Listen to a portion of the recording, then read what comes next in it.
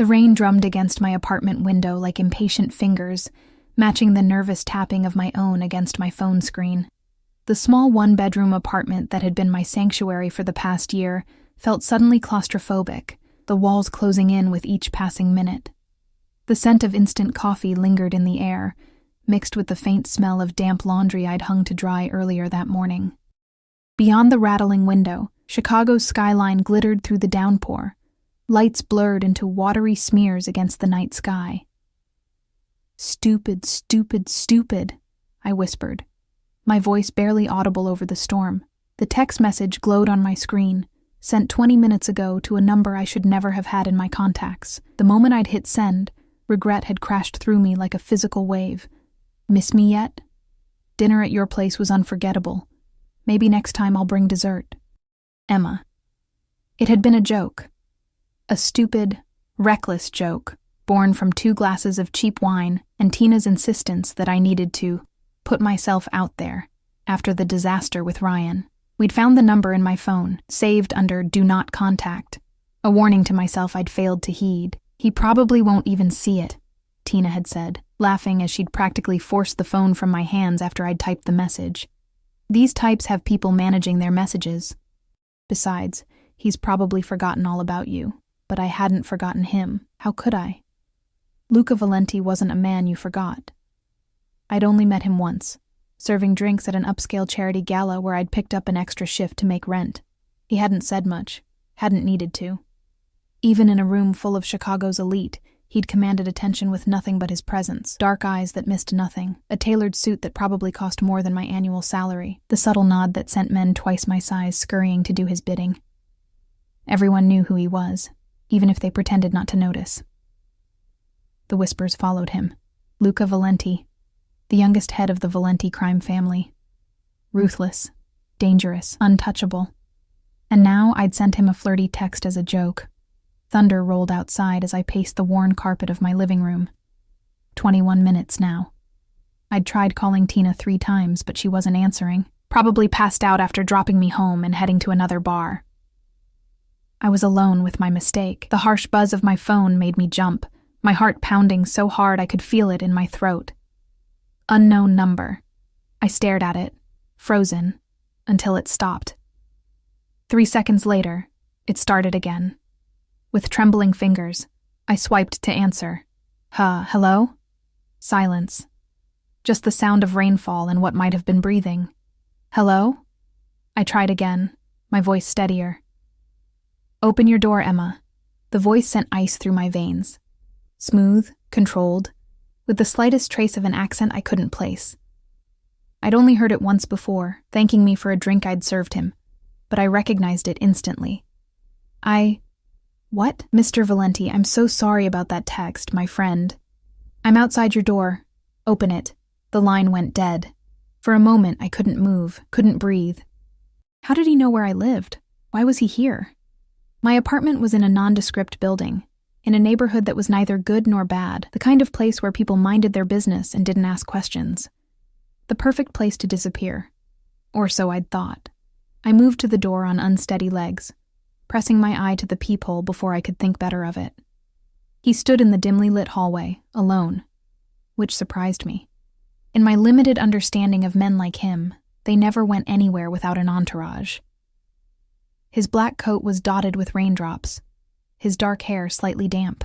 He wasn't looking at the door, but down at his phone, his sharp profile illuminated by the screen's glow. As if sensing my gaze, he looked up, directly at the peephole, and my breath caught. Those eyes, dark and unreadable, seemed to see right through the door, through me. I could pretend I wasn't home. I could call the police. I unlatched the chain and opened the door before I could talk myself out of it. Whatever was coming, prolonging it, wouldn't help. "Mr. Valenti," I said, hating how my voice wavered. "I can explain." He didn't speak, simply stepped forward, forcing me to back into my own apartment. The scent of expensive cologne and rain filled the small space as he closed the door behind him with a soft click that felt somehow more threatening than a slam would have. "You shouldn't open your door without checking who it is first," he said, his voice deceptively gentle as his gaze swept over my apartment. taking in every detail with an efficiency that made me feel utterly exposed. Especially in this neighborhood. "I did check," I said, surprising myself with the defiance in my tone. "I saw it was you." A hint of amusement flickered across his face, there and gone so quickly I might have imagined it. "And yet you still opened it. Interesting." He shrugged off his coat, hanging it on the hook by the door as if he'd been here 100 times before. As if he belonged here. Underneath, he wore a charcoal suit that fit him perfectly, a silver watch glinting at his wrist as he ran a hand through his damp hair. "Sit," he said, nodding toward my threadbare couch. I remained standing, my arms crossed over my chest, suddenly aware I was wearing only a faded Northwestern University t-shirt and sleep shorts. I'd rather not. His eyes darkened. "Emma," he said, my name like a warning on his tongue. "Sit. Please." The please felt like an afterthought, but I found myself moving to the couch anyway, perching on the edge of it. He took the chair opposite me, leaning forward with his elbows on his knees, studying me with an intensity that made my skin heat. "Your text," he said finally. "Explain." I swallowed hard, trying to organize my thoughts. It was a stupid joke. My friend Tina and I were drinking, and she dared me. "I didn't think you'd actually see it. Or remember me." "I remember everyone," he said simply, "especially those who catch my attention." The implication sent a jolt through me. "Look, I'm really sorry. It was inappropriate, and what intrigues me," he interrupted, "is why you have my number to begin with." I blinked, caught off guard by the question. You gave it to me, at the Riverside Foundation Gala last month. You said if I ever needed anything." It had seemed strange at the time, the way he'd slipped the business card into my hand after I'd served him a whiskey. The brief moment our fingers had touched. The intensity of his gaze. I'd told myself it meant nothing. Men like him were probably in the habit of collecting pretty girls' numbers, maintaining connections everywhere. I'd been foolish enough to save it, though I'd never intended to use it. "Ah." He nodded as if confirming something to himself. "And do you need something now, Emma?" The way he said my name made it sound like something precious, something owned.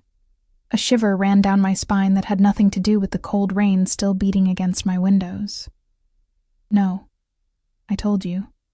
It was just a stupid joke. I never meant to actually contact you.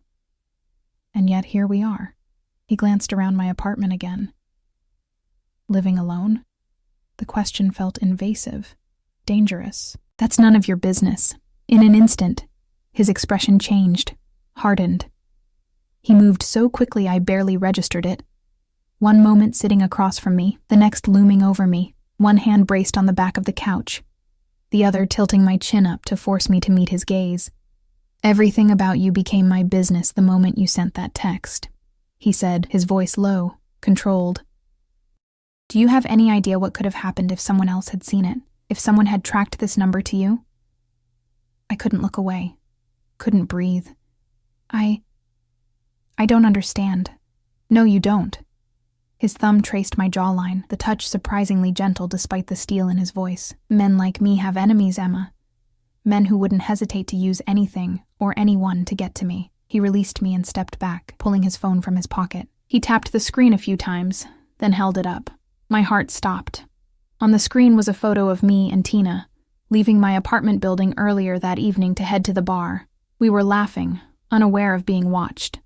"My security team has been monitoring you since the gala," he said, pocketing the phone again. "Standard procedure for anyone I give my personal number to. When your text came through, I was in a meeting 10 blocks from here. I came personally rather than sending someone because I needed to understand what prompted it." Horror and indignation warred within me.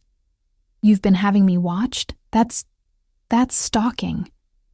"That's protection," he corrected, his tone leaving no room for argument. "Though clearly my men have been too discreet if you felt secure enough to play games with my contact information." Protection? The word hung between us, loaded with implications I wasn't sure I wanted to examine. "I don't need your protection. I don't need anything from you. It was a mistake to text you, and I'm sorry, but now I'd like you to leave." The smile that curved his lips held no humor. "It's not that simple anymore." "Why not?" I demanded, standing up, finding courage in my anger. What could you possibly want from me? His eyes traveled over me slowly, deliberately, leaving heat in their wake. Perhaps the same thing you suggested in your message. Dinner, dessert. My face flamed. That's not... I didn't mean... No? He stepped closer, and despite every instinct screaming at me to back away, I held my ground. Then what did you mean, Emma? Nothing. It was just words. Stupid words that meant nothing. Words always mean something. His hand came up to brush a strand of hair from my face, and I flinched. He froze, something dangerous flashing in his eyes. You're afraid of me. It wasn't a question, but I answered anyway. Shouldn't I be? For a long moment he said nothing, just studied me with those impenetrable dark eyes. Then he stepped back, giving me space to breathe. Yes, he said finally. You should be. But not for the reasons you think. Before I could ask what he meant, his phone buzzed. He glanced at it, his expression hardening. We're out of time. What does that mean? Instead of answering, he moved to the window, peering out through the blinds. Pack a bag. Essentials only. You have 5 minutes. I stared at him, certain I'd misheard. Excuse me? 4 minutes and 50 seconds, he replied, already pulling out his phone and typing rapidly. Move, Emma. I'm not going anywhere with you. This is insane. He looked up from his phone, his gaze locking with mine. The man who's been watching your friend Tina's apartment for the past week works for the Constantine family. They're rather upset with me at the moment, and it seems they've decided to send a message. Your text confirmed their suspicions that you're important to me. My blood ran cold. What are you talking about? What message? The kind written in blood, he said bluntly. Yours, specifically. Now you can stay here and wait for them to kick down your door, or you can come with me. Your choice, but make it quickly. As if to punctuate his words, a car alarm went off somewhere down the street, followed by the distant wail of sirens. I didn't know if I believed him, if this wasn't some elaborate manipulation, but the deadly seriousness in his eyes made it difficult to dismiss his warning. My friend is already being picked up by my men, he said, checking his watch. 3 minutes, Emma. I hesitated for only a second longer before rushing to my bedroom. With shaking hands, I threw open my closet, grabbed my backpack, and started stuffing it with whatever I could grab. Underwear, t-shirts, jeans, my phone charger, the photograph of my parents from my nightstand. I changed quickly into jeans and a sweater, shoving my feet into sneakers. When I emerged 2 minutes later, Luca was by the door, phone to his ear, speaking rapidly in Italian. He looked up as I approached, his gaze sweeping over me and my hastily packed bag. He nodded once, apparently satisfied, and ended his call. Stay close to me, he said, opening the door and checking the hallway. Don't speak to anyone. Don't look at anyone. Just follow me. Heart pounding, I followed him out of my apartment, watching as he locked my door with a key I hadn't given him. Another question I didn't have time to ask. The hallway was empty, the building quiet, except for the distant sound of a television from one of the other apartments. We took the stairs rather than the elevator, descending quickly to the ground floor. Just before we reached the exit, Luca stopped abruptly, putting out an arm to keep me behind him. What is it? I whispered. Change of plans, he said, turning to guide me toward the back of the building instead. Service exit. We slipped out through a door that I'd never noticed before, emerging into a rain-soaked alley behind my building. A sleek black SUV with tinted windows was idling there, its engine a low purr in the night. A mountain of a man stepped out from the driver's side, nodding respectfully to Luca before opening the rear door. Luca's hand pressed against the small of my back, guiding me forward. Get in. I hesitated, the reality of what I was doing finally hitting me. I was about to get into a car with a man I barely knew, a man who by his own admission was involved in something dangerous enough to make me a target, a man who had apparently been having me watched for weeks.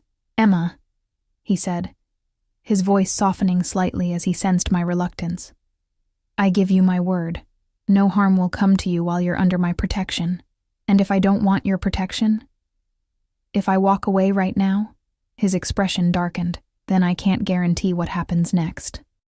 A threat or a warning? I couldn't tell.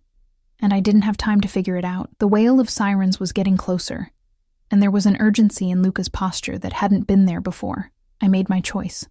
I climbed into the SUV. Luca slid in beside me, the door closing with a solid thunk that felt like the final nail in whatever normal life I'd been living up until 20 minutes ago. As the car pulled away from the curb, I looked back at my apartment building, wondering if I'd ever see it again. "Where are we going?" I asked, my voice small in the quiet interior of the vehicle. Luca's hand found mine in the darkness, his grip firm, possessive, somewhere safe. As the city lights blurred past the rain-streaked windows, I realized with a sinking feeling that my definition of safe and his might be worlds apart.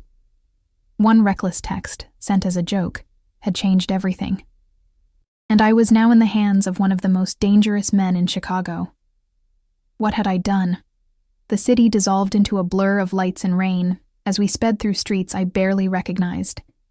I'd lived in Chicago for 3 years, but from the sleek interior of Luca's SUV, everything looked foreign. The driver, who Luca had addressed only as Marco, navigated through traffic with practiced precision, taking turns I wouldn't have chosen, doubling back occasionally in what I realized must be an evasive pattern. Luca hadn't released my hand. His thumb traced absent circles on my skin, the gesture almost soothing despite the circumstances. Neither of us had spoken since leaving my apartment. The silence stretched between us, filled only with the hum of the engine and the rhythmic sweep of windshield wipers. I stole glances at his profile, the sharp line of his jaw, the slight furrow between his brows as he checked his phone periodically with his free hand. In the dim light of the car, with rain casting shifting shadows across his features, he looked like something from a dream, or a nightmare. "Your friend is secure," he said finally, breaking the silence as he slipped his phone back into his jacket pocket. "She's being taken to a safe house separate from ours." "Safe house," I repeated, the word feeling strange on my tongue. "This is really happening, isn't it?" His dark eyes met mine. "I'm afraid so. And these people, the Constantines, they want to hurt me because they think I'm important to you." The idea seemed absurd. I'd served him a drink at a gala. We'd exchanged perhaps 20 words before tonight. Luca's grip on my hand tightened almost imperceptibly. They saw an opportunity and took it. The text was unfortunate timing, but why would they think... I started, then stopped as realization dawned. "Your men, the ones who've been watching me." The Constantines saw them. A hint of approval flashed in his eyes. "Yes. Victor Constantine has been looking for leverage against me for months. My interest in you didn't go unnoticed." "Your interest?" I echoed, unable to keep the confusion from my voice. "I don't understand. Why me? You don't even know me." The car slowed, turning onto a private drive I didn't recognize. Through the rain-streaked windows, I could make out the silhouette of a large house set back from the road, surrounded by trees.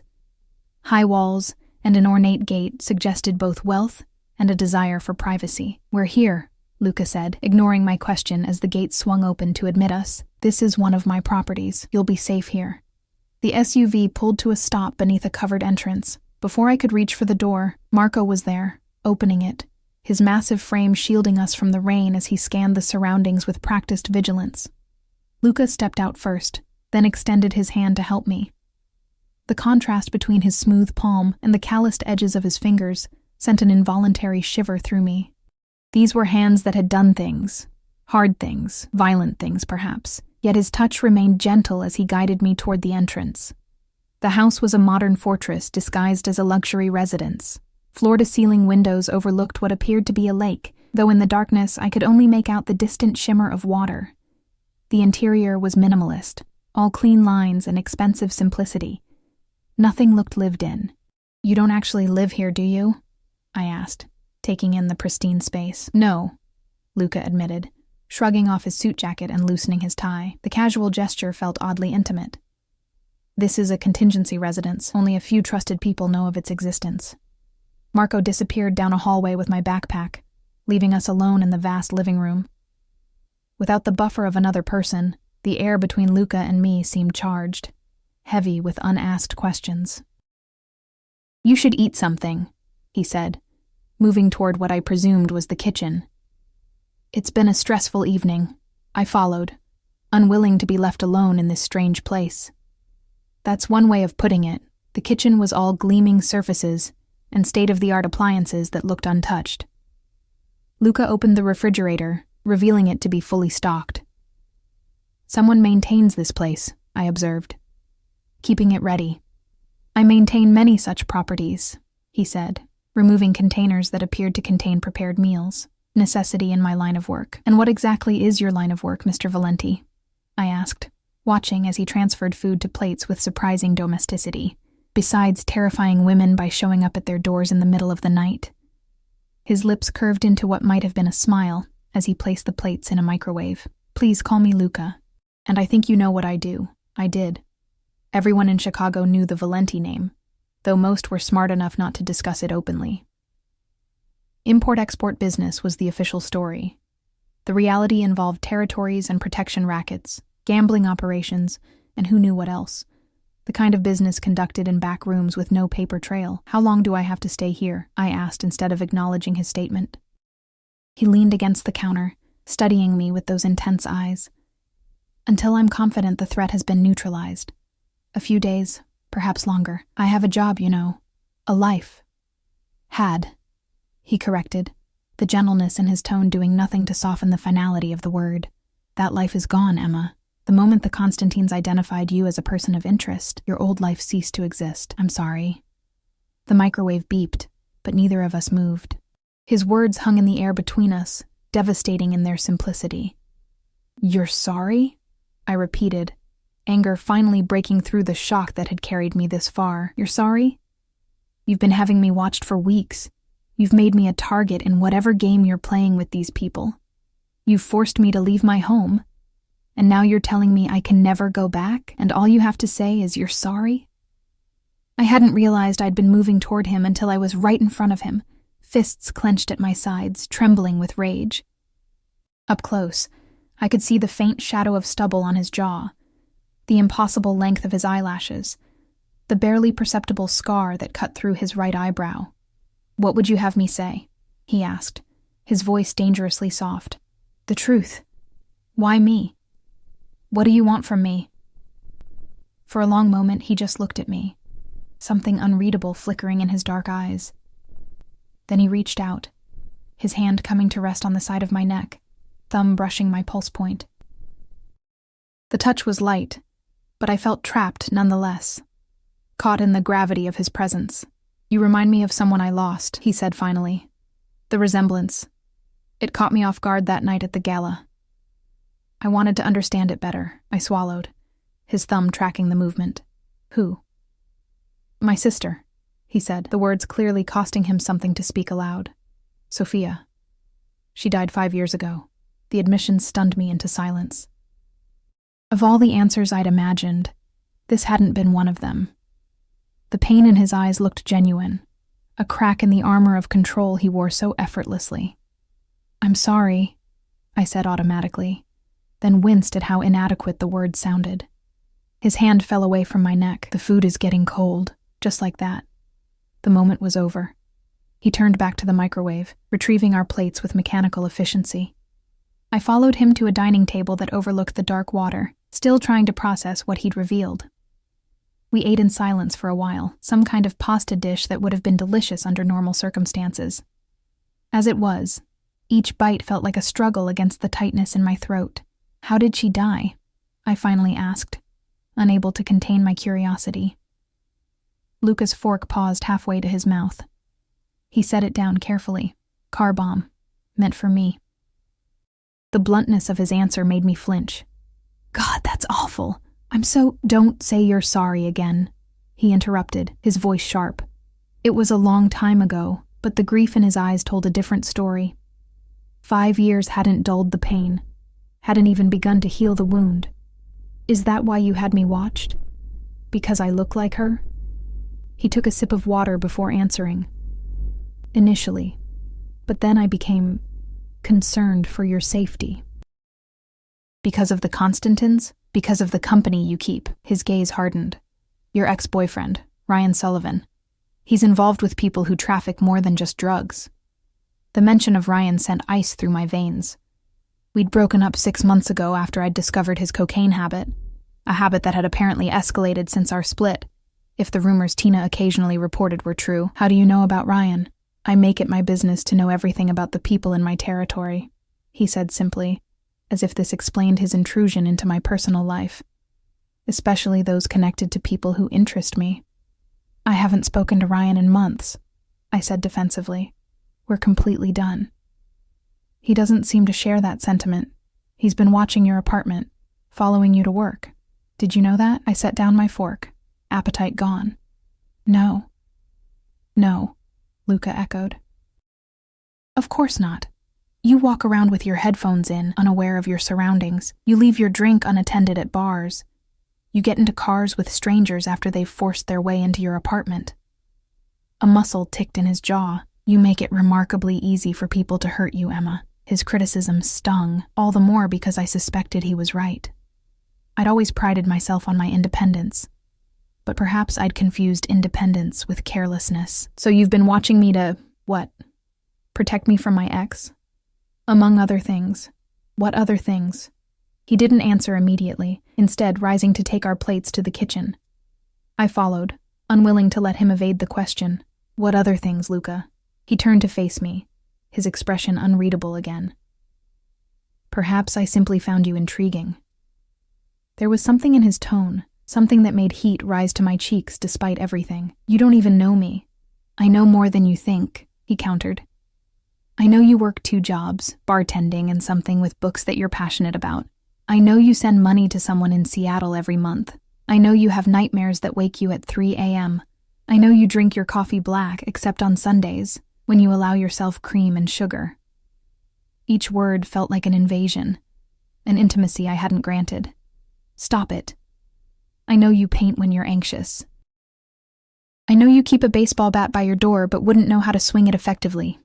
I know you cry during phone calls with your mother, but never when you're alone. I said stop. My voice echoed in the kitchen, sharp with distress. To my surprise, he did. His expression softened fractionally. Forgive me. I've made you uncomfortable. You've made me feel violated, I corrected, wrapping my arms around myself. Watching someone doesn't mean you know them. Perhaps not, he conceded. But it does allow me to keep them safe. Safe, I repeated, bitter laughter escaping me. Is that what this is? I'm hiding in a stranger's house, unable to return to my life, being hunted by people I've never met because they think I mean something to you. I don't feel safe, Luca. I feel trapped. Something dangerous flashed in his eyes. Would you prefer I had left you in your apartment? Let the Constantines take you? Because I assure you, Emma, what they would have done to you makes this... He gestured to the space between us, seemed like a kindness. The conviction in his voice chilled me. For the first time, I truly considered the alternative. What might have happened if he hadn't arrived at my door when he did? The thought made my knees weak. I need some air, I said, turning away from the intensity of his gaze. The back terrace is secured, he said after a moment, but don't go beyond the tree line. The property is monitored, but I'd prefer you stay where I can see you. The possessiveness in his tone should have bothered me more than it did. Instead, I felt a treacherous flutter in my chest at the idea that he wanted to keep me in his sights. I found my way through a set of glass doors to a stone terrace that overlooked the lake. The rain had stopped, leaving behind a misty silence broken only by the gentle lapping of water against the shore. The air was cool, heavy with the scent of wet earth and pine. I breathed it in deeply, trying to clear my head. Behind me, I heard the soft click of the door opening, then closing. I didn't turn, but I felt Luca's presence as he came to stand beside me at the railing. I never meant for any of this to happen, he said, his voice quiet against the backdrop of night sounds. I only wanted to understand why seeing you affected me the way it did. And did you? Understand? He was silent for so long I thought he might not answer. When he finally spoke, his voice had a vulnerability I hadn't heard before. No. The resemblance to Sophia is there. Yes, but my interest in you has become something else entirely. I turned to look at him then, studying his profile against the night sky. What has it become? His eyes met mine, and the intensity in them made my breath catch. An obsession, he admitted. One I've tried and failed to control. The confession hung between us, dangerous and thrilling in equal measure. I should have been frightened. I should have backed away. Instead, I found myself swaying toward him, drawn by some force I couldn't name. "Luca," I whispered, uncertain what I meant to say next.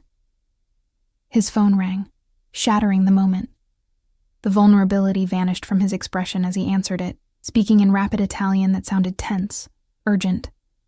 I watched as his posture stiffened, his free hand clenching into a fist at his side.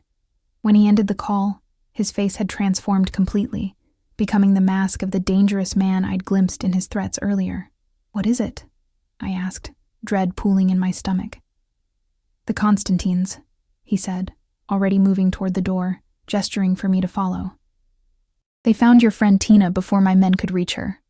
I froze, terror gripping me. "Is she alive?" he said quickly. "But they're using her to draw you out. They've sent a message." Inside, he led me to a laptop on the kitchen counter, opening it to reveal a video call waiting to connect. The screen flickered to life, showing a terrified Tina tied to a chair, her mascara streaked down her cheeks, a bruise darkening her left cheekbone. "Emma," she cried when she saw me. "Emma, I'm sorry. I'm so—" A hand appeared in the frame, slapping her hard enough to snap her head to the side. I gasped, instinctively reaching toward the screen as if I could somehow protect her. A man moved into view, tall, blonde, with the kind of handsome features that might have been charming in another context. His cold smile made my blood run cold. "Miss Campbell," he said, his accent thick, Eastern European. "How nice to finally meet you. I am Victor Constantine. I believe you have something that belongs to me." I looked at Luca in confusion, but his eyes were fixed on the screen, his expression murderous. "I don't know what you're talking about," I said, turning back to the video. "Please don't hurt her. She has nothing to do with this." Victor laughed, the sound chilling in its genuine amusement. "Oh, I think you do know. You see, we've been watching you for some time. Ever since Valenti's men started circling you like wolves. At first, I thought perhaps you were just his latest whore." Beside me, Luca tensed, but remained silent. "But then, I realized," Victor continued, running a finger down Tina's tear-stained cheek, "that you must be much more valuable than that. Why else would the great Luca Valenti himself come running when you sent him a text? Why else would he keep such close watch over you? Please," I said again, desperation clawing at my throat.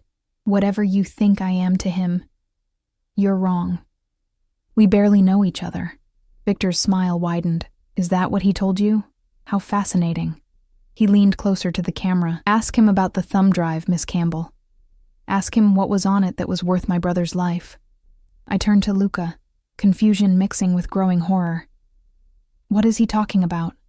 But Luca's attention was fixed on Victor, his expression coldly furious. "Let the woman go, Constantine. Your quarrel is with me." "But I'm having so much more success quarreling with you through her," Victor replied, gesturing to Tina.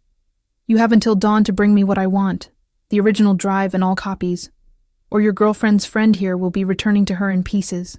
The screen went black, leaving us in stunned silence. "Luca," I said, my voice shaking. "What thumb drive? What was he talking about?" Luca closed the laptop, his movements controlled, deliberate. When he looked at me, his eyes were as cold as I'd ever seen them. "Get your things," he said. "We're leaving." "No!" I grabbed his arm as he turned away. "You don't get to do that. Not now. Tell me the truth. Why does he think I have something of his?" Luca's jaw tightened. For a moment I thought he might refuse to answer. Then he sighed, running a hand through his hair in a gesture that seemed surprisingly human. "Because," he said finally, "the night of the gala wasn't the first time we met." "That's impossible," I said, my voice barely above a whisper. "I would remember meeting you." Luca's expression was unreadable as he took my elbow, guiding me away from the kitchen and deeper into the house. "We need to move. This location may be compromised." "No." I planted my feet, refusing to be led further until I had answers. You don't get to drop a bomb like that and then just walk away. What do you mean we've met before? When? Where? His eyes darkened with impatience. But something in my stance must have convinced him I wouldn't budge. He checked his watch, then exhaled sharply. Fine. You were working at the Crimson Room about 8 months ago. Private party in the back room. I frowned, trying to recall. The Crimson Room was an upscale cocktail bar downtown where I'd picked up shifts occasionally. I've worked dozens of private parties there. This one was for Anton Konstantin's birthday. Luca's voice hardened. Victor's younger brother. The name triggered something, a hazy memory of a raucous group of Eastern European men. Too much champagne, a generous tip left in cash. Maybe, I admitted. But I still don't see how... You served drinks. I was there to discuss business with Anton. Luca's eyes never left mine, watching for recognition. After the meeting, Anton got handsy with one of the waitresses. You intervened. Got a drink thrown in your face for your trouble. The memory crystallized suddenly. The young, drunk birthday boy grabbing at my coworker Mia, the way I'd stepped between them, the shock of cold liquid splashing across my face and chest. What I didn't remember was Luca being there. I still had to finish my shift, I recalled slowly. I went to the back office to clean up, borrow a shirt from Lost and Found, and then... nothing. The memory went fuzzy after that, dissolving into fragments that didn't quite connect. And then you found something that didn't belong to you, Luca finished for me, his tone carefully neutral, a thumb drive that had fallen from Anton's pocket during the altercation. I shook my head, confusion and disbelief warring within me. No, I would remember that. Would you? He stepped closer, his proximity overwhelming in the narrow hallway. You hit your head when you slipped on the spilled drink. Do you remember that part? I raised my hand automatically to the back of my head, where a small scar remained hidden beneath my hair. The result of what I'd been told was a minor workplace accident. The details had always been fuzzy, attributed to the mild concussion I'd sustained. That's convenient, I said, fighting the creeping sense that he might be telling the truth. I conveniently don't remember finding something that apparently got people killed. I'm not lying to you, Emma. There was something almost like hurt in his eyes. I wish I were. It would make this simpler. Make what simpler? None of this makes sense. The sound of a car engine outside interrupted us. Luca tensed, his hand moving instinctively to his side where I realized with a shock he was carrying a concealed weapon. That's Marco, he said after checking his phone. We need to leave. Now. This time I didn't resist as he guided me through the house to a different exit than the one we'd entered through. My backpack was waiting by the door. A different black SUV idled outside, Marco's massive silhouette visible behind the wheel. What about my things at the other safe house? I asked, remembering that Marco had taken my backpack there. This is your bag, Luca replied. Marco brought it when he returned. Get in the car, Emma. Please. The please sounded forced, a concession to civility when what he clearly wanted was to simply push me into the vehicle. I climbed in anyway, my mind still reeling from his revelation. Luca slid in beside me, and within moments we were moving, the lights of the lakeside house disappearing behind us. Where are we going now? I asked, watching the unfamiliar landscape slip past the windows. We seemed to be heading away from the city. Somewhere the Constantines won't think to look, Luca replied, his attention on his phone as he sent a series of texts. Somewhere even most of my own people don't know about. And Tina? We can't just leave her with those people. Luca's jaw tightened. We're not. My men are tracking the signal from the video call. Once we have a location, we'll move. Move how? Call the police? The look he gave me was almost pitying. The police are not an option, Emma. Not for this. The implication hung heavy in the air between us. Whatever he planned to do to rescue Tina would fall well outside the boundaries of law. I should have been horrified, should have demanded he take me to the nearest police station. Instead, I found myself nodding, accepting his answer with a resignation that surprised me. We drove in silence for nearly an hour, leaving the sprawl of Chicago far behind. The landscape grew more rural, houses giving way to fields and forests. Finally, The SUV turned onto an unmarked road that wound through dense woods. After several minutes of bumping along what was little more than a dirt track, we emerged into a clearing where a cabin stood, its windows dark. Unlike the sleek modernism of the lake house, this place looked rustic, almost ordinary. The kind of weekend retreat a normal person might own. Only the subtle presence of security cameras tucked beneath the eaves suggested it was anything more. "My father built this place before I was born," Luca explained as Marco checked the perimeter. "It's not in my name or connected to the family in any official records." The interior was surprisingly warm and comfortable, a stark contrast to the sterile luxury of the lake house. Worn leather furniture, a stone fireplace, bookshelves filled with actual books rather than decorative objects. It looked lived in, loved even. "You spend time here," I observed, running my fingers along a shelf where a fine layer of dust should have been, but wasn't. Luca nodded, removing his suit jacket and shoulder holster with practiced efficiency. The sight of the gun made the reality of our situation hit home again. This man was dangerous, potentially deadly, and I was alone with him in the middle of nowhere. "It's where I come when I need to think," he said, setting the holster on a side table within easy reach. "No one will find us here, except your man Marco," I pointed out. "Marco has been with me since I was a child," Luca replied, moving to what appeared to be a liquor cabinet. "He's the only one I trust completely." He poured 2 glasses of amber liquid, whiskey, I guessed, and offered me one. I hesitated before accepting it, suddenly aware of how thirsty I was. "Just sips," he advised, his tone softening slightly. "It's stronger than you're used to." I took his advice, the liquor burning a pleasant path down my throat, warming me from the inside. "You were going to explain about the thumb drive." Luca took a seat in one of the armchairs, gesturing for me to take the other. I remained standing, needing the psychological advantage of height, minimal though it was against his seated form.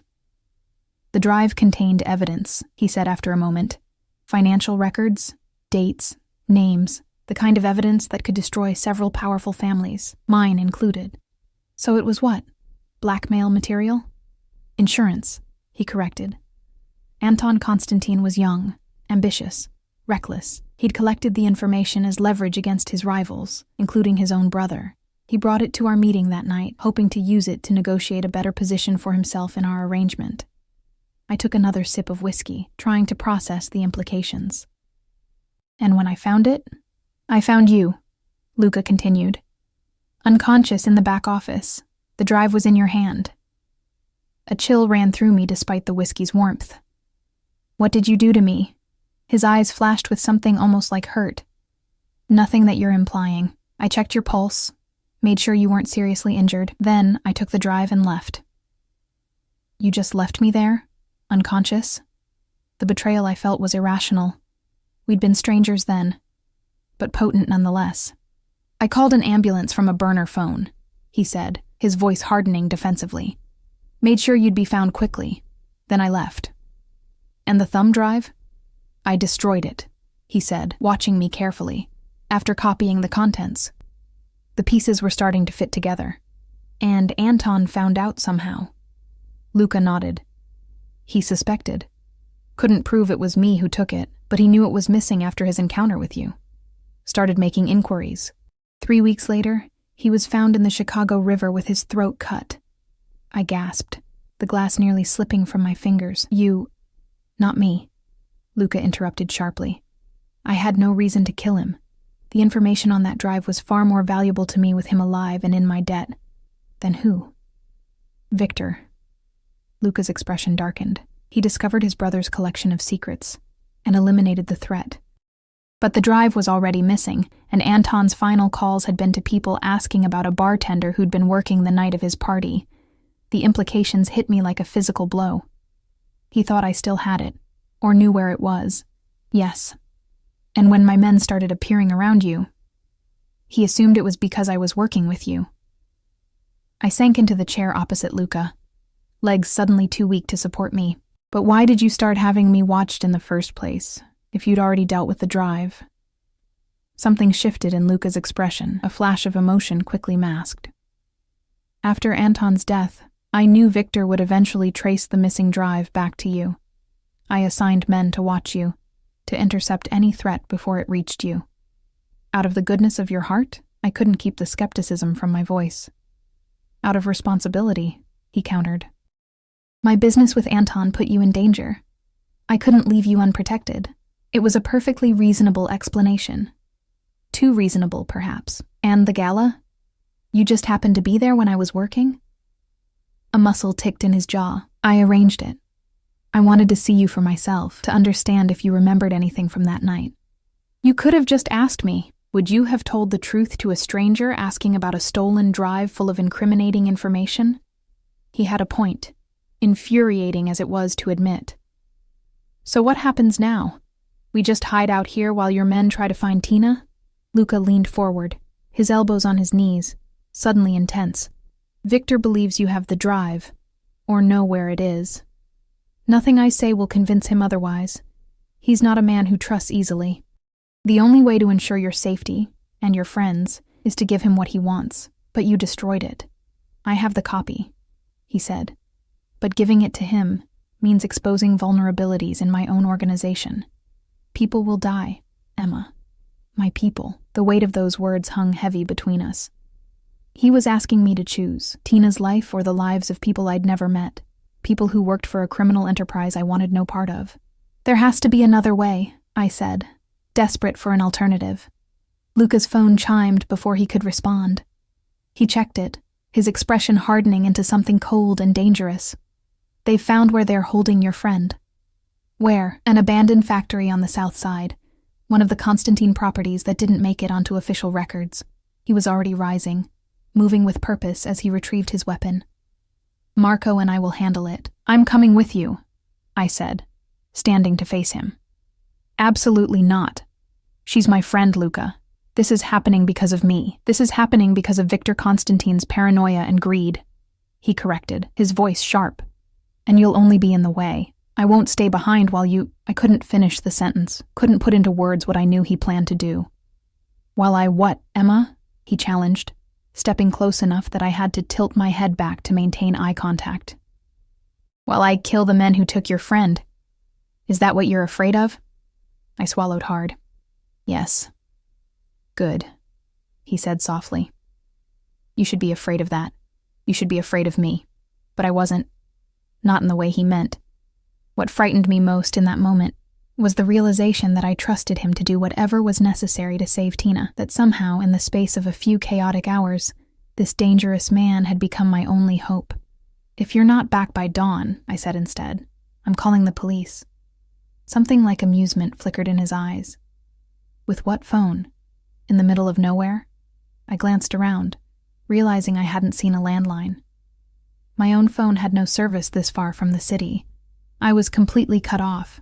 There's a satellite phone in the drawer by the bed, he said, apparently taking pity on me. But I'll be back before dawn, with your friend. The confidence in his voice should have been reassuring. Instead, it reminded me of exactly who and what he was, a man accustomed to violence, to taking what he wanted through force. And then what? I asked. We can't just go back to our lives, can we? Luca's expression softened slightly. No, not as they were. But I'll make sure you're taken care of, both of you. The promise hung between us, loaded with implications I wasn't ready to examine. Before I could respond, the door opened and Marco entered, his expression grim. It's time, Luca said, turning away from me. There's food in the kitchen. Don't open the door for anyone but me. And then they were gone, leaving me alone in the quiet cabin with nothing but my thoughts and fears for company. The hours crawled by with excruciating slowness. I paced the cabin, examining my surroundings more carefully now that I was alone. Despite Luca's claim that this was a personal retreat, there were few truly personal items. No photographs, no mail, nothing that might reveal anything intimate about the man who owned it. In the bedroom, I found evidence of his presence in more subtle ways. A book on the nightstand with a ticket stub marking his place. A sweater draped over a chair that looked too worn to be anything but a favorite. I touched these items gingerly, feeling like an intruder, but desperate for some insight into the man who had upended my life so completely. The book was in Italian, something I couldn't read, The sweater was soft with age and smelled faintly of his cologne. I drew it around my shoulders without fully examining why, taking comfort in its warmth as I continued my exploration.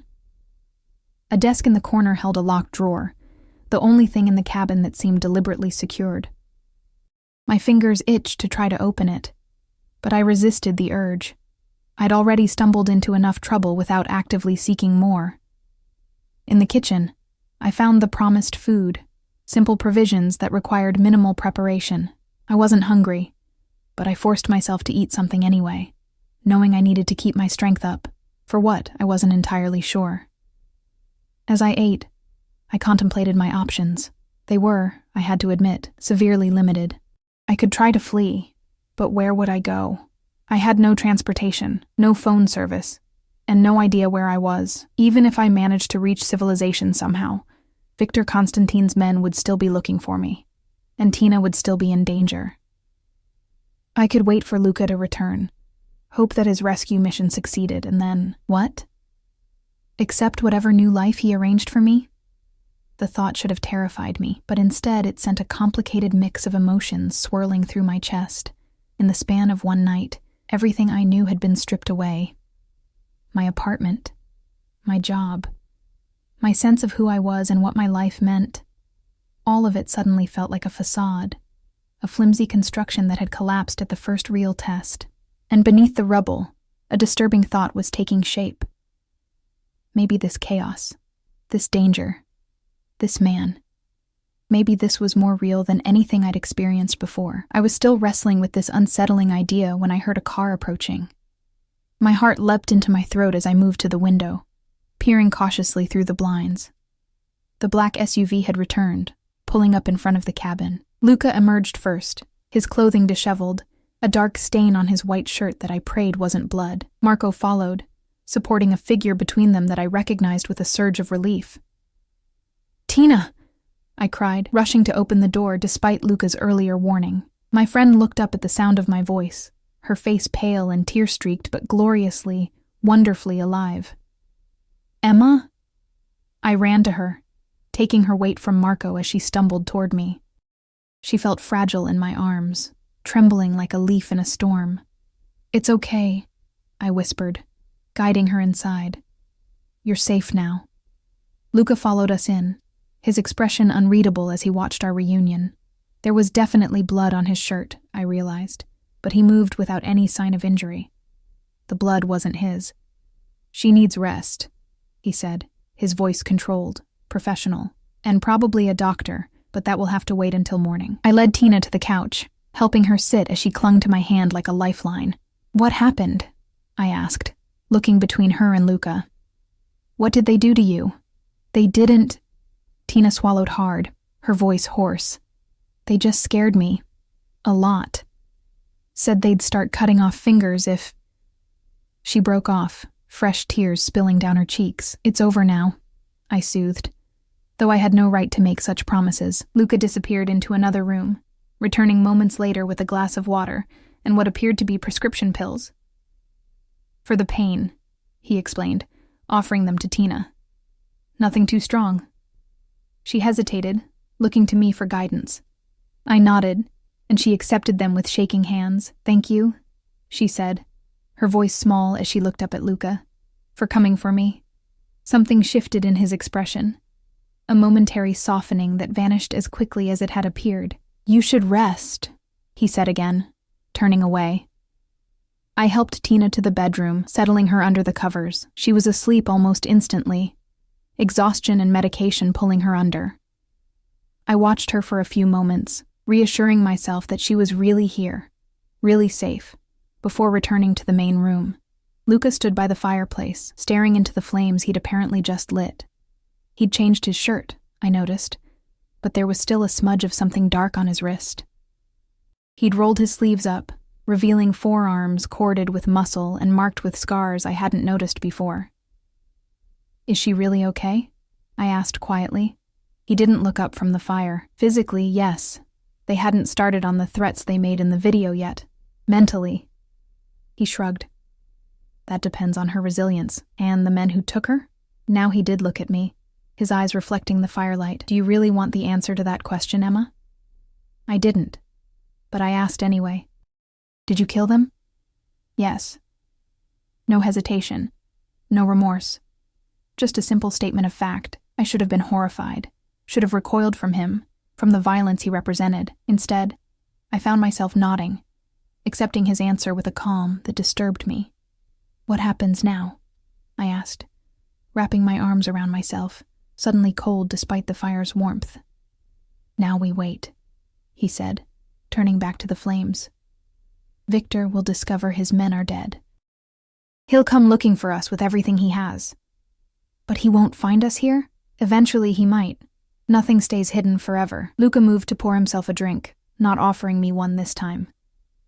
But it will buy us time to plan our next move. Which is... He took a long sip before answering. I give him what he wants. The copy of the drive? I frowned, confused. But you said that would put your people in danger. It will. But I see no alternative now. The firelight cast his features in sharp relief, highlighting the weariness I hadn't noticed before. The situation has escalated beyond what I can control through normal channels. Because you killed his men. Because I took you, he corrected. Victor was willing to use your friend to draw you out. Imagine what he'll do now that I've taken both of you from him, killed his men in the process. The reality of our situation hit me anew. This isn't going to end, is it? He'll keep coming after us. Luca's eyes met mine, and in them I saw a determination that sent a shiver down my spine.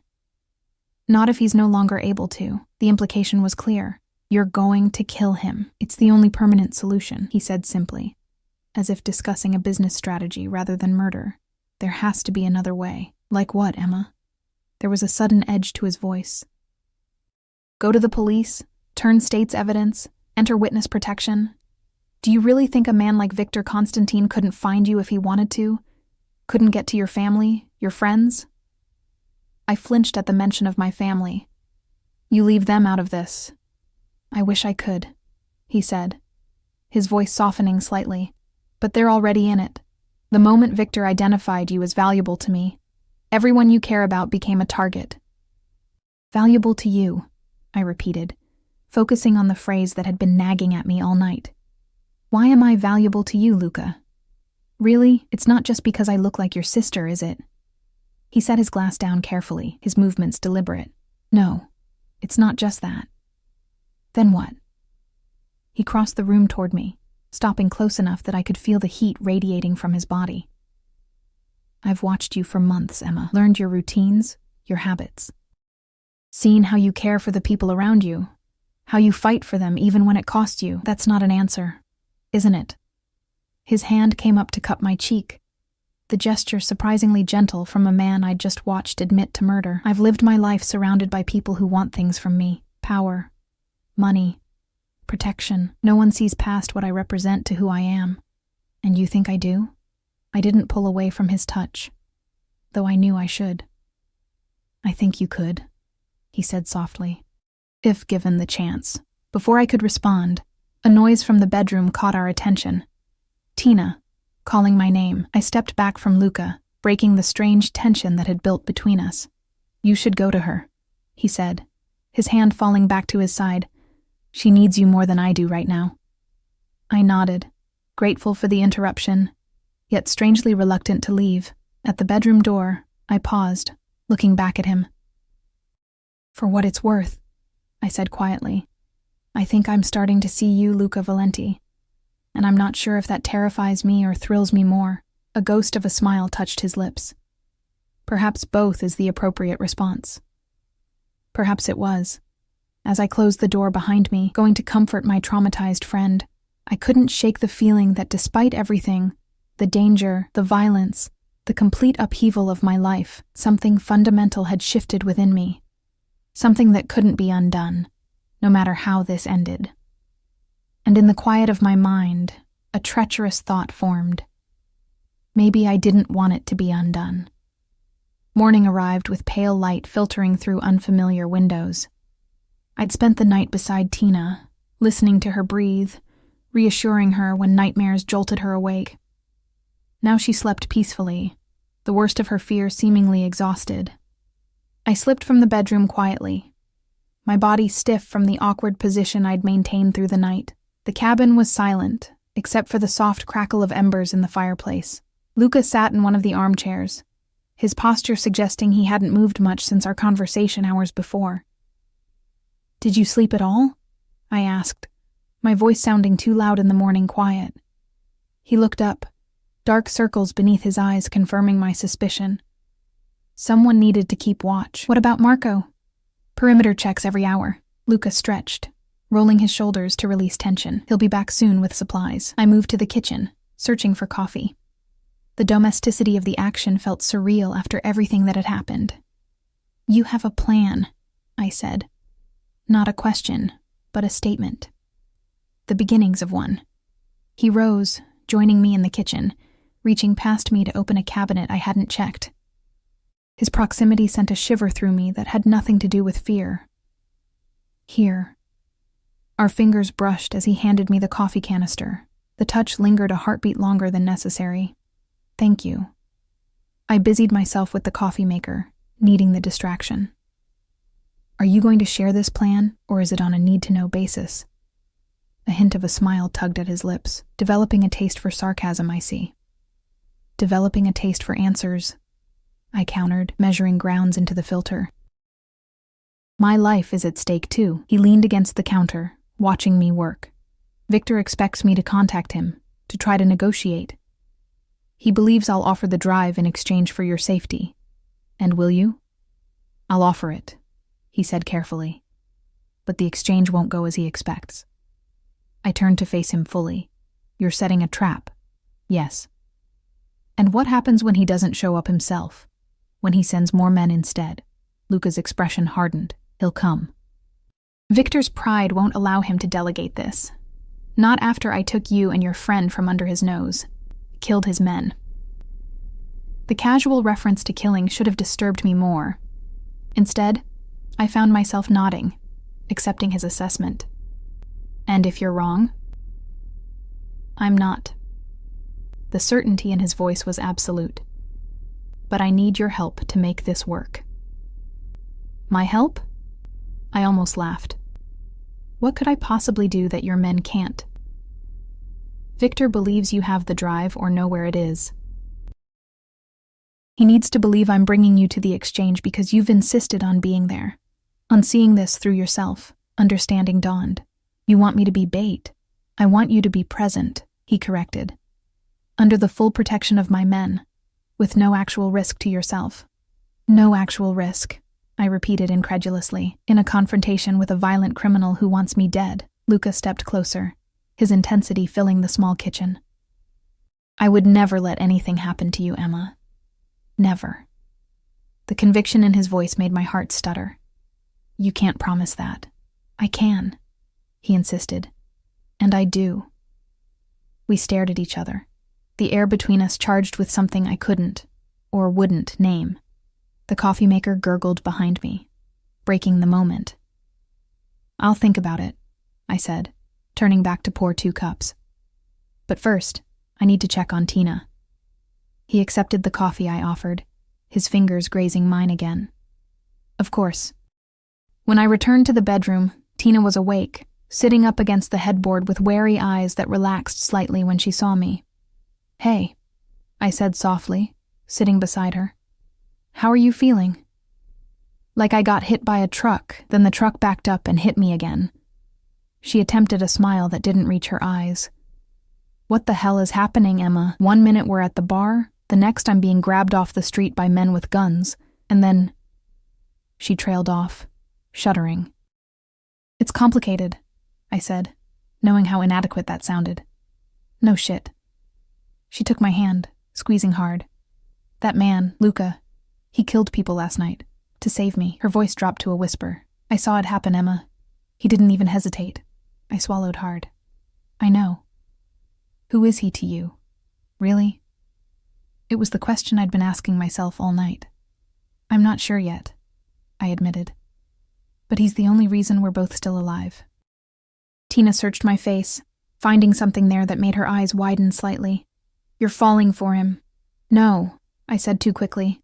"That's insane. He's dangerous. So's a hurricane, but people still chase those too.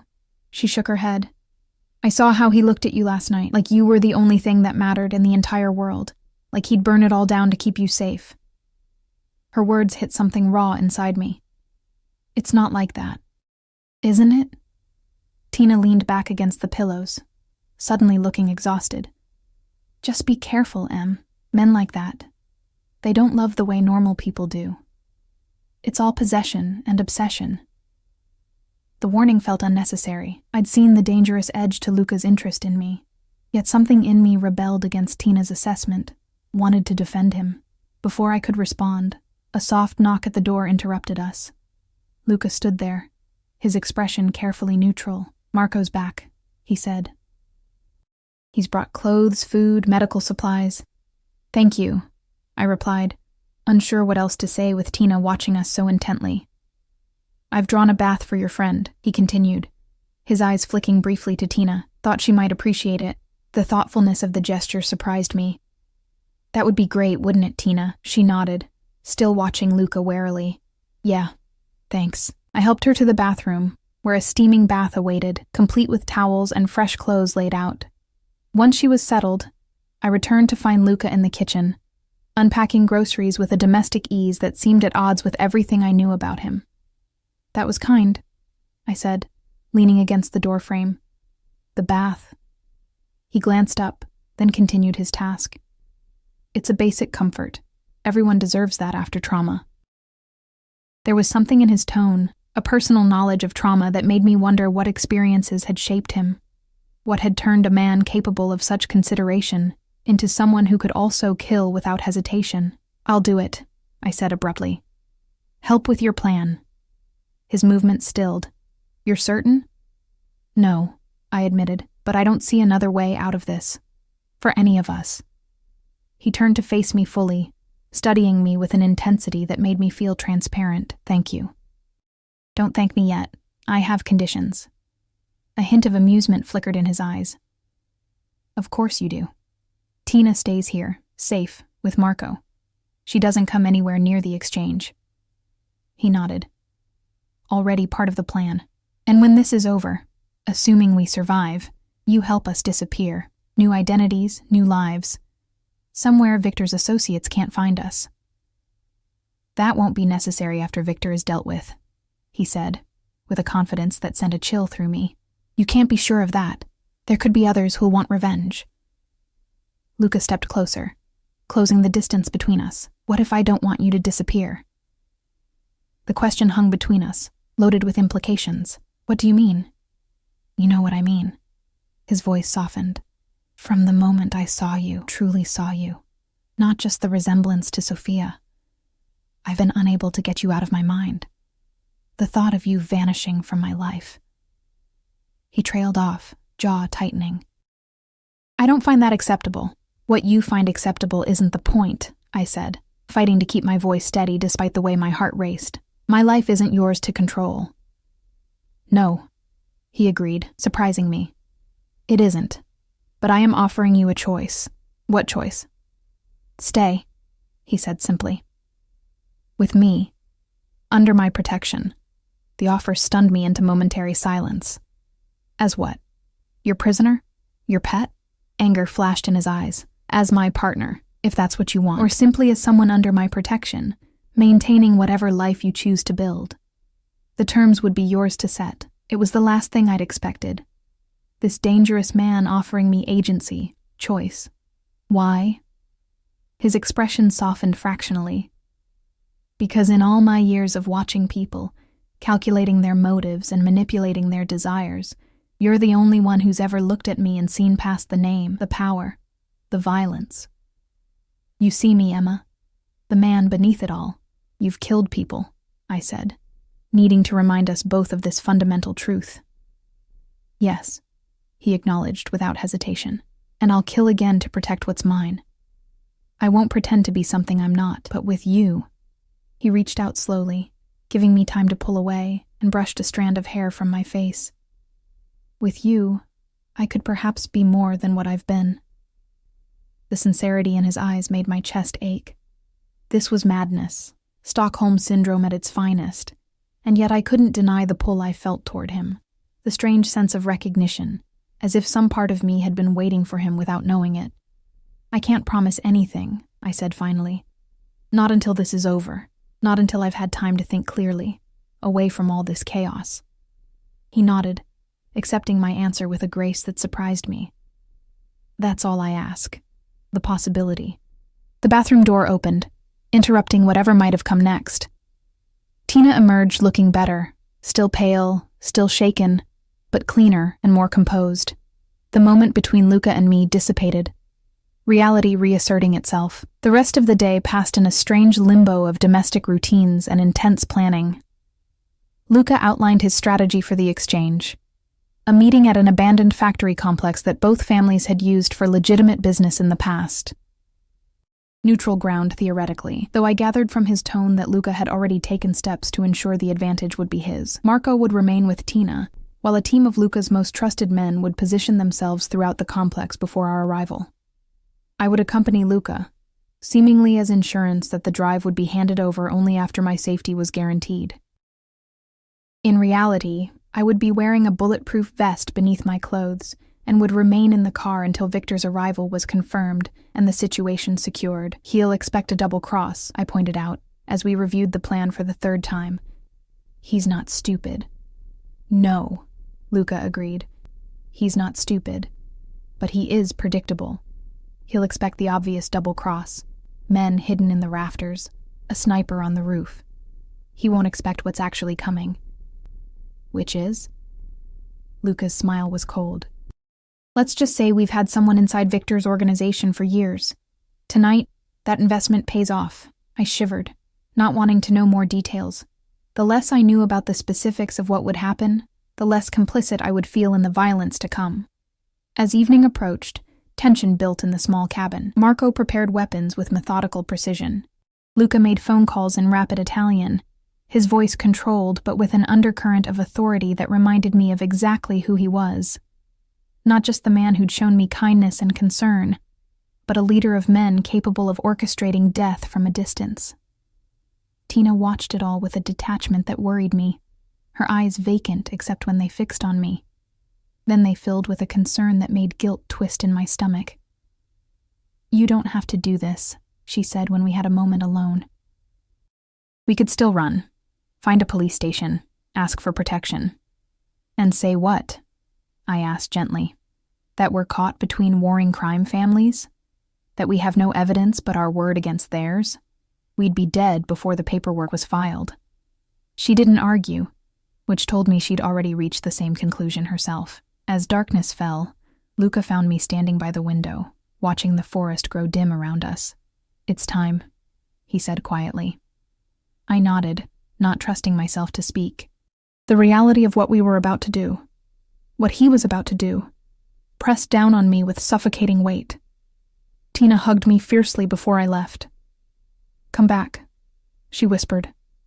"Promise me." "I promise," I said, hoping it wasn't a lie. Outside, a different vehicle awaited us. A sleek sedan with tinted windows, more anonymous than the SUVs we'd used before, less likely to draw attention. Luca held the passenger door for me, his hand lingering on my arm as I slid into the seat. "Last chance to change your mind," he said, his voice low enough that only I could hear. I looked up at him, at this man who had upended my entire existence in the space of a day, who had killed to protect me, who offered me choices even as circumstances stripped them away. "I'm coming with you," I said, surprising myself with the steadiness in my voice. "Let's finish this." Something like pride flickered in his eyes as he closed the door and moved to the driver's side. The engine purred to life, and we began the journey back toward Chicago, toward whatever end awaited us. In the gathering darkness, Luca reached across the center console and took my hand. I didn't pull away. Whatever came next, we would face it together. The city lights appeared on the horizon, a glittering sprawl that seemed to belong to another lifetime. Had it really been just over 24 hours since I'd been a normal woman with a normal life? Since my biggest concern had been making rent and finding a better job? Luca drove with confidence, one hand on the wheel, the other still holding mine. The warmth of his grip anchored me as anxiety threatened to overwhelm my determination. "Tell me about the life you had planned," he said suddenly, breaking the tense silence. "Before all this." The question caught me off guard. "Why?" "I want to know what I've taken from you," he replied, his voice soft but serious. "What I need to give back, if I can." I considered deflecting, but found myself answering honestly. "Nothing extraordinary. I was saving for graduate school, library science. I wanted to work with rare books, preservation. My shifts at the bars were just to make ends meet until I could afford tuition." "Books," he echoed, a small smile playing at his lips. "That explains the shelves in your apartment. The careful way you handle them, like they're precious things. You notice that?" The idea that he'd observed such intimate details about me was both unsettling and strangely warming. "I notice everything about you, Emma." He glanced at me briefly, before returning his attention to the road. "The way you tuck your hair behind your ear when you're thinking, how you always check the exits when you enter a room, the fact that you drink coffee with your left hand, but write with your right." A shiver ran through me that had nothing to do with fear. "That's invasive?" he suggested, his tone rueful. "Obsessive?" "Thorough," I decided, "and yes, a little unsettling." He squeezed my hand gently. "I never meant to disrupt your life, only to protect it, from a distance. And now?" His profile was sharp against the passing lights, jaw tight with tension he otherwise concealed. "Now I find myself wanting to be part of it, not just its shadow." The confession hung between us, honest in a way I hadn't expected. Before I could respond, he continued. "You could still have that life, you know, the graduate degree, the rare books. I have connections at universities, foundations that fund preservation work. Are you offering to be my patron?" I asked, unable to keep a hint of incredulity from my voice. "I'm offering to make amends," he corrected, "to ensure that after tonight, you can pursue whatever future you want." "With or without?" He cut himself off, jaw tightening. "With or without you," I finished for him. He nodded once, sharp and precise. We lapsed into silence as the city enveloped us, the familiar streets now seeming alien, threatening. Luca navigated through less traveled routes, avoiding main thoroughfares where cameras might track our passage.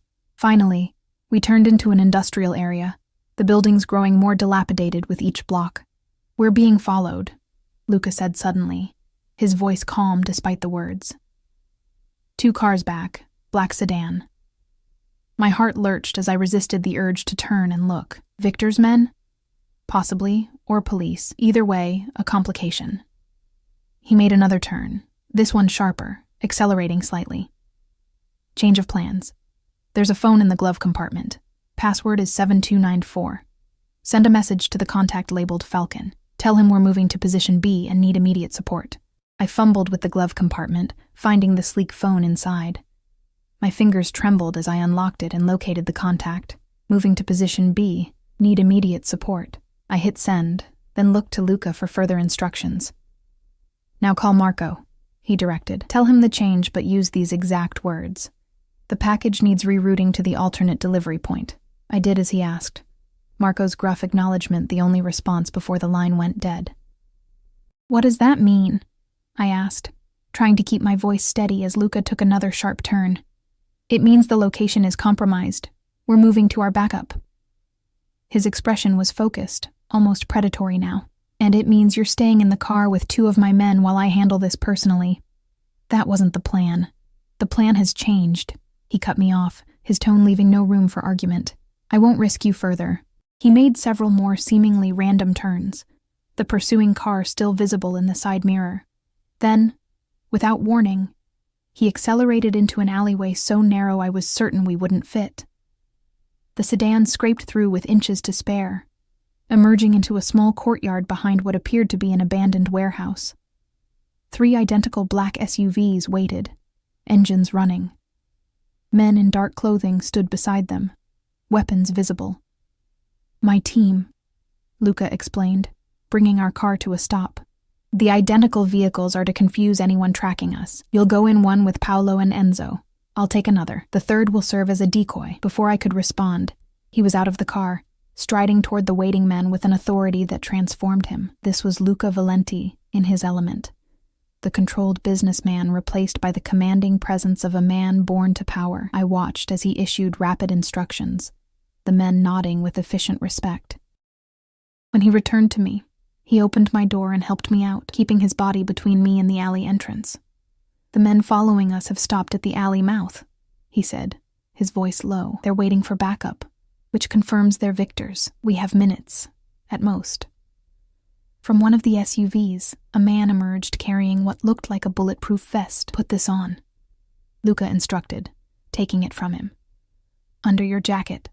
I complied, the weight of the vest unfamiliar and restrictive. Luca checked the fit with practiced hands, making minor adjustments before nodding his approval.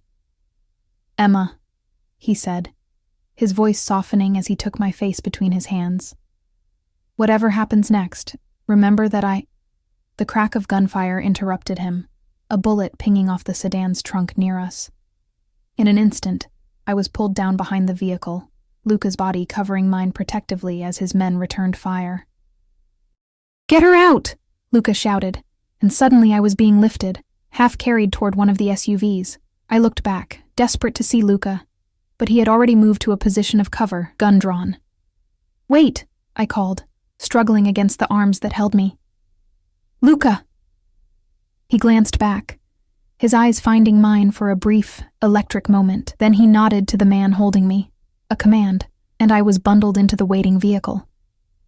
The doors slammed shut, and we were moving, the SUV lurching forward through a different exit than the one we'd entered through. The sounds of gunfire faded behind us as we sped away, leaving Luca and the chaotic scene behind. "Mr. Valenti will meet us at the secondary location," one of the men, Paolo, I assumed, said from the front passenger seat. "It's safer this way." "Safer?" I echoed, anger flaring through my fear. "He's back there in a gunfight. The boss can handle himself." The driver, Enzo, responded with confidence that did nothing to reassure me. This isn't his first firefight. That was precisely what worried me. I'd seen the calculated efficiency with which Luca operated, but even the most skilled strategist could be taken down by a lucky shot. The thought made my chest constrict painfully. We drove for what seemed like hours but was probably only 20 minutes, eventually pulling into what appeared to be a private garage beneath a nondescript office building. The space was deserted except for a few other expensive vehicles parked in reserved spots. "Where are we?" I asked as the men escorted me from the SUV to an elevator. "One of Mr. Valenti's properties," Paolo explained, using a key card to access the elevator. "A legitimate business. Law firm upstairs, secure apartments on the top floor." The elevator ascended smoothly to the penthouse level, opening directly into a luxurious apartment with floor-to-ceiling windows offering a stunning view of Chicago's skyline. It couldn't have been more different from the rustic cabin, all sleek modernity and urban sophistication. "Please make yourself comfortable, Miss Campbell," Paolo said, gesturing to the living area. "Mr. Valenti should be joining us shortly." "And if he doesn't?" I couldn't stop the question from escaping. The two men exchanged glances. "He will," Enzo said with finality. They positioned themselves near the entrance, professional and alert, despite the upscale surroundings. I paced the massive living room, unable to sit still, checking my watch every few minutes. The bulletproof vest restricted my movement, but I was reluctant to remove it, as if doing so might somehow jinx Luca's safe return. An hour passed, then another. Night deepened outside the windows, the city lights glittering like stars fallen to earth. Still, no word. "Something's wrong," I said finally, facing the two guards. "It shouldn't take this long." Paolo's expression remained impassive. "Mr. Valenti gave us strict instructions to remain here with you until his arrival." "To hell with his instructions." My voice rose with fear and frustration. "What if he's hurt? What if he needs help?" "The boss has an entire team with him," Enzo said, his tone gentler than his partner's. "If he needed assistance, they would have called." Just as the words left his mouth, his phone rang. He answered it, speaking in rapid Italian, his expression giving nothing away. When he hung up, he nodded to Paolo. "They're on their way up," he said simply. Relief flooded through me so intensely my knees nearly buckled. "Luca's okay?" Enzo hesitated just long enough to send a fresh wave of fear through me. "He's coming." The elevator chimed before I could press for clarification. The doors slid open to reveal Marco supporting a grimacing Luca, whose white shirt was now stained crimson along his left side. "Luca!" I rushed forward without thinking, helping Marco guide him to the sofa. "It's nothing," Luca insisted through clenched teeth. "Graze only." "That's not nothing," I countered, carefully helping him out of his jacket to better assess the wound. "You need a doctor." "Already called," Marco assured me. "Our physician is on his way." The wound was indeed a graze, but a deep one that had carved a furrow along Luca's ribs. It was bleeding steadily, but not with the pulsing flow that would indicate an arterial hit. Still, he'd lost enough blood to leave him pale, his usual olive complexion ashen. "What happened?" I asked, accepting a first aid kit from Paolo and opening it with shaking hands. "Victor was more prepared than we anticipated," Luca said, wincing as I applied pressure to the wound. "Had more men in position. Did you—" I couldn't finish the question. "No," Luca admitted, frustration evident in his voice. "He escaped in the confusion, but not unscathed." Marco's expression was grim. 3 of our men were lost, 7 of Victor's. We believe he was hit at least once before his remaining guards extracted him. The casualty count hit me like a physical blow. 3 men dead because of a plan I'd agreed to participate in, because of a thumb drive I'd apparently found months ago without even remembering it. "This has to end," I said quietly, focusing on bandaging Luca's wound to avoid his eyes. "No more deaths. No more violence. There has to be another way." Luca's hand caught mine, stilling my movements. "Look at me, Emma." Reluctantly, I raised my eyes to his. "There is no clean end to this," he said, his voice gentle despite the harsh reality of his words. "Victor won't stop, not now. He's wounded, cornered, humiliated. Men like him don't forgive or forget." "Then what? We just keep killing until one side runs out of soldiers?" The bitterness in my voice surprised even me. "No," Luca said, his expression softening. "We changed the game entirely." Before he could elaborate, the elevator chimed again. A distinguished older man entered, carrying a medical bag. The doctor, presumably. He set to work immediately, cleaning and properly dressing Luca's wound with practiced efficiency, administering antibiotics, and what I suspected was a strong painkiller given how Luca's tense posture gradually relaxed. When the doctor finished, Marco escorted him out, leaving us alone with Paolo and Enzo still standing guard by the entrance. "Give us the room," Luca instructed them. They hesitated only briefly before complying, moving to positions in the hallway outside. "What did you mean, change the game?" I asked once we were alone. Luca shifted to sit more upright, grimacing slightly with the movement. "The drive contains more than just information on the Valenti and Constantine organizations. It has proof of corruption reaching into the highest levels of Chicago law enforcement, politics, judiciary." My eyes widened as understanding dawned. "You're going to release it?" "A edited version," he confirmed. "Enough to cripple Victor's protection in official circles without completely destabilizing the city's power structures." "Or implicating yourself," I added shrewdly. A hint of a smile touched his lips. "Precisely." "And you think that will stop him? Make him back off?" "No," Luca admitted. "But it will isolate him, make him vulnerable. And then I only need one clean shot, not an all-out war." The cold calculation in his voice reminded me sharply of who he was, what he was capable of, yet I couldn't deny the logic of his plan, or the fact that it would likely result in fewer deaths than continued open conflict between the families. "What happens to me and Tina in all this?" I asked finally. "Do we just go back to our lives once Victor is dealt with?" Luca's expression softened. "That depends on what you want, Emma." "What I want," I echoed, the question suddenly overwhelming in its implications. What did I want? To return to my small apartment, my bartending jobs, my solitary life with its modest ambitions, or something else? Something I'd never dared to consider before. "I want safety," I began slowly. "For myself and Tina. I want to finish my education, work with books like I planned. I want—" I hesitated, gathering courage. I want to understand what this is between us. Without the fear and violence clouding everything, hope flickered in Luca's eyes. Tentative, almost vulnerable. I can give you all of that, if you're willing to try. And the cost? I asked, needing to be clear-eyed about what I was considering. What would being with you really mean, Luca? What would it make me? He reached for my hand, his grip warm despite his pallor. It would make you exactly who you are.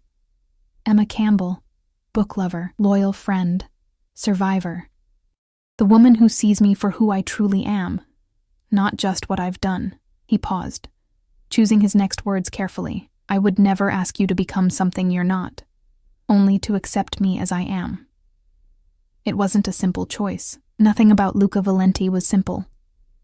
But as I looked at him, wounded, vulnerable, yet still emanating the strength that had kept me safe through this nightmare, I knew my decision had already been made. When this is over, I said, threading my fingers through his. When Victor is no longer a threat and Tina is safe, then we try. On my terms.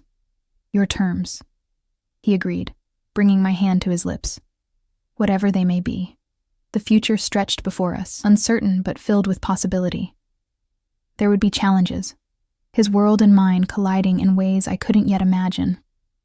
There would be moral compromises, difficult choices, moments when the man he was would test the woman I wanted to be. But there would also be this, the connection that had formed between us in fire and fear, but which promised something deeper. Understanding. Acceptance. Perhaps even love. As dawn broke over Chicago, painting the sky in shades of gold and rose beyond the penthouse windows, Luca pulled me gently into his arms. I went willingly, resting my head against his uninjured side, feeling his heartbeat strong and steady beneath my cheek. Whatever came next,